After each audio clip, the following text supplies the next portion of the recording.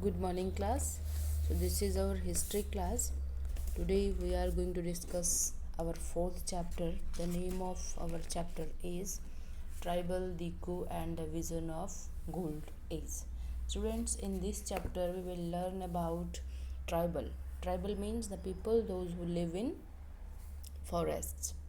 Dikus, the people belonging to not to our country, outsiders. Okay, who were they? They were Britishers. And the vision of golden age. Golden age, it was only for the Britishers. What was the impact of this golden age on the life of the people living in forest? Okay, all these things we will discuss in this chapter.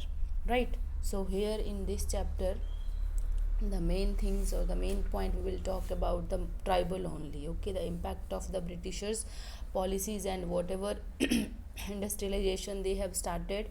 Okay, so all these things we will talk in this. For example, Khasi revolt.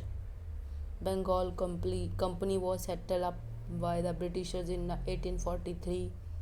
Why they started, and when they started railway system in 1853. Okay, Santhal revolt, then Munda revolt, then Tata Iron and Steel Company. We will talk about one by one in this chapter. Sorry. Santhal of Bihar, Bengal, Jharkhand, Kols of Bengal, Khonds of Odisha, Mundas of Jharkhand, Bhils of central India. So in this map it is given here, Khasis of northeastern India. So all tribal people were living in India during that time. So when we will talk about Jhum cultivation and all. Okay, how did tribal group live? We all know that they are totally depending only whatever things are available in the forest and all. Okay, in India, different tribal groups had a distinct culture of their own, right? So the tribal, here we can say that totally depends on the forest only. They used to hunt animals, gather forest production or produce, and practice shifting cultivation. Right? The life of tribal changed with the advent of the British rule. When the golden age, according to the Britishers, okay, when the Britishers came to, they were ruling, in urban area. They were ruling in, we can say that countryside. Now they also started rule in forest area where the tribal people were living. Okay, so how what was the impact on these people, right? So how the tribal people's lives changed because of whatever the new policies has been started by the Britishers. The landless tribals were pushed into forced labor. Okay, so those who were not having land with them, how they forced to put into forced labor. If the tribals were having their land, how their land was taken by the snatched by the Britishers and all.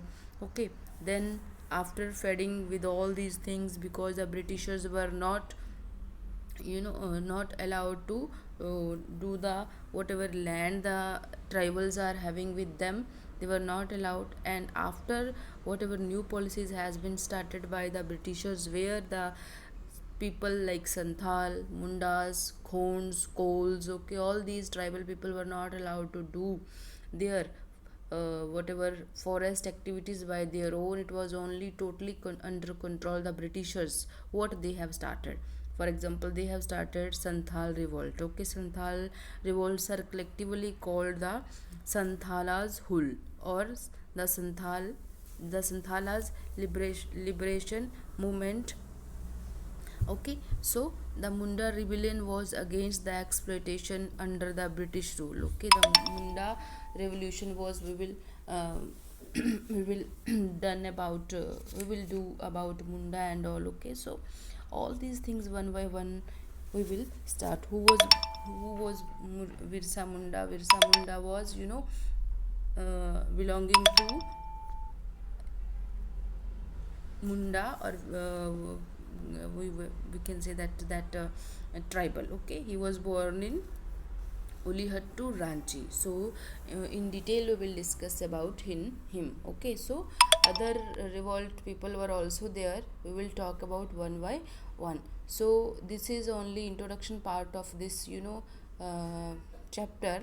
So, you should be knowing what is included in this chapter, what we are going to learn in this chapter. Very interesting chapter it is. So, whatever keywords I have sent to you students, you have to go through that. Please write in your book. Okay, the rest of the part we will do tomorrow, right? Because it is the introduction part only.